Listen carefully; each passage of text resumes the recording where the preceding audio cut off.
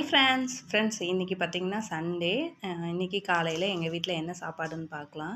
First மொறுன்னு onion dosa, அதுக்கப்புறம் இட்லி.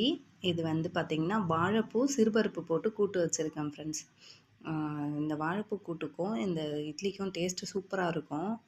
சாப்பிடாதவங்க கண்டிப்பாக ட்ரை பண்ணி பாருங்கள், டேஸ்ட்டு சூப்பராக இருக்கும்.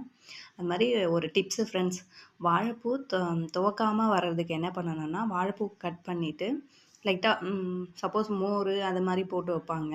மோர் அது மாதிரி எதுவும் இல்லைன்னா லைட்டாக உப்பு போட்டு தண்ணியில் போட்டிங்கன்னா அது வந்து நம்ம கட் பண்ணி போட்டதுக்கப்புறம் கருக்காமல் இருக்கும், அதுக்காக போடுறது.